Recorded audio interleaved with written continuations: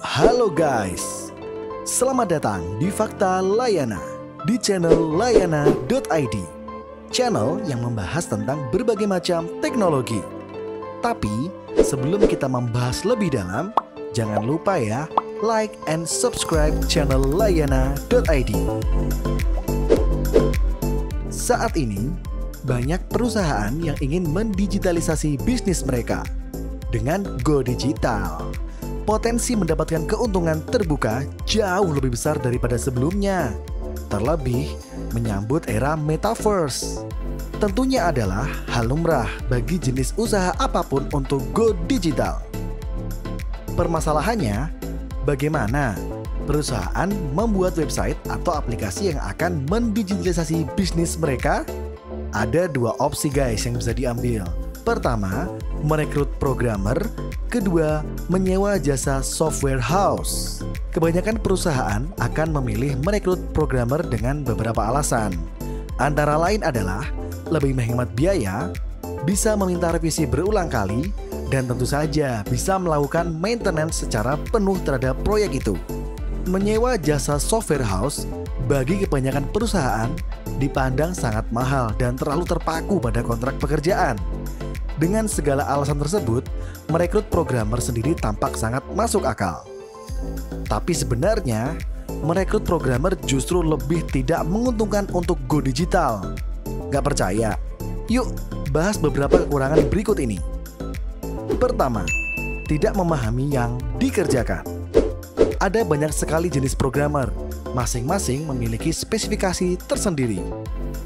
Apabila sebuah perusahaan telah merekrut programmer untuk membuat aplikasi Android dan tiba-tiba perusahaan ingin aplikasi itu tersedia di iOS juga, belum tentu programmer itu bisa melakukannya. Artinya, perusahaan harus merekrut programmer lain untuk mengerjakan aplikasi iOS. Atau pada kasus lain, jika programmer tidak memahami konsep bisnis dari aplikasi yang dia kerjakan, maka hasilnya akan berantakan guys. Ingat, programmer adalah orang teknis, sementara pemilik perusahaan bukanlah orang yang teknis. Akan terjadi banyak miskomunikasi pada proses pembuatan aplikasi tersebut. Atau semisal perusahaan ingin melakukan update fitur aplikasinya, menambah fungsi pembayaran via virtual account misalnya, nah ternyata si programmer belum pernah melakukannya. Yang bisa terjadi adalah pekerjaan akan semakin berantakan guys. 2. Programmer perlu tim. Merekrut 1 atau 2 programmer untuk mengerjakan sebuah proyek besar bisa memerlukan waktu lama guys. Mengerjakan sebuah proyek setidaknya dibutuhkan orang yang mendesain tampilan, mengelola back-end, mengelola front-end, dan juga dibutuhkan tester. Jika sebuah proyek dikerjakan 1 atau 2 orang, maka bisa dipastikan butuh proses yang sangat lama. Atau bisa saja selesai dengan cepat, tetapi justru hasil kerjanya tidak maksimal. Niatnya sih ingin hemat, tapi hasilnya justru proyek tidak kelar-kelar dan banyak masalah. Untuk mengerjakan proyek dengan matang, setidaknya butuh 1 paket tim IT lengkap. Terdiri dari beberapa programmer, seorang tester, ditambah lagi 1 orang manajer. Manajer akan menjembatani programmer dengan pihak perusahaan yang tidak paham teknik sama sekali. Tanpa tim seperti itu, sudah pasti proyek akan memakan waktu yang lebih lama atau bahkan terancam tidak selesai guys. Tetapi, merekrut 1 tim IT yang lengkap justru akan semakin membebani biaya proyek tersebut. 3. Tidak update teknologi. Teknologi adalah dunia pemrograman bergerak begitu cepat, dan tidak semua programmer bisa mengupgrade skill mereka ke teknologi yang lebih modern. Artinya, kemampuan programmer yang direkrut sangat terbatas. Hal itu bisa menyebabkan eksekusi pekerjaan tidak sesuai dengan keinginan pihak perusahaan. Parahnya lagi, jika programmer tersebut resign sebelum proyek selesai, aduh, perusahaan harus merekrut programmer baru dong tentunya. Nah, Belum tentu programmer yang baru itu memahami pekerjaan dari programmer sebelumnya. Bisa saja programmer sebelumnya menggunakan teknologi lama, sementara programmer baru sudah menggunakan teknologi terbaru. Jika itu terjadi, maka kemungkinan besar si programmer baru harus membuat proyek dari awal, artinya proyek tersebut akan semakin jauh dari selesai. 4. Programmer resign membawa proyek. Permasalahan paling besar adalah programmer bisa saja sengaja resign dan membawa proyek yang sedang dia kerjakan. Programmer tentu saja memiliki akses tentang proyek yang dia kerjakan. Artinya, dia memahami semua celah dan potensi bisnis yang ada di sana. Dengan begitu, ada kemungkinan si programmer sengaja resign dan ingin membuat model bisnis serupa dan memanfaatkan semua codingan yang sudah dia kerjakan. Apalagi jika aplikasi yang dikerjakan berhubungan dengan transaksi uang elektronik. Aduh, jika tidak berhati-hati merekrut programmer, ada kemungkinan si programmer memanfaatkan akses transaksi tersebut untuk keuntungannya sendiri loh. Dengan begitu, bukan hanya perusahaan yang dirugikan, tapi semua orang yang menggunakan aplikasi tersebut terancam bahaya dong tentunya. 5. Owner perusahaan tidak memiliki grand design. Masalah dari merekrut programmer tidak selalu ada pada si programmer. Dari sisi perusahaan juga bisa menyebabkan masalah. Hal ini bisa terjadi apabila owner perusahaan tidak memiliki grand design tentang proyek yang ingin ia kerjakan.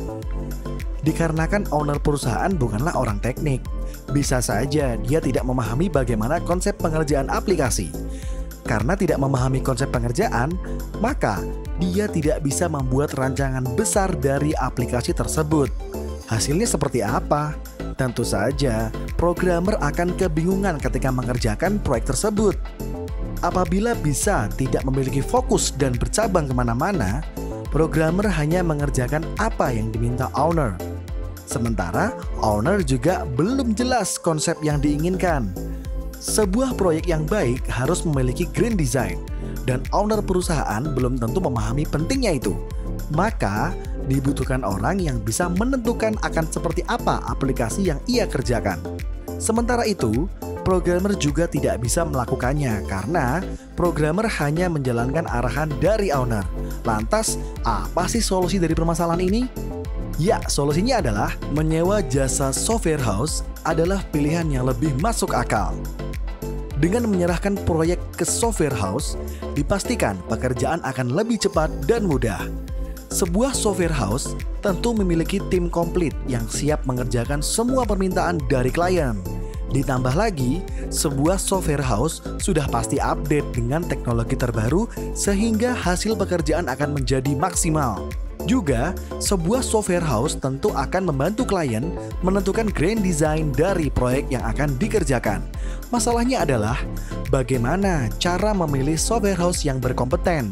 Yang bisa dipertimbangkan adalah sebuah software house harus memiliki badan hukum yang jelas, sehingga proyek apapun yang ditangani pasti aman.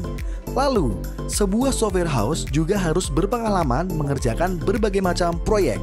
Dan yang tidak kalah penting, sebuah software house juga harus memiliki alamat kantor yang jelas, sehingga mempermudah segala urusan administrasi.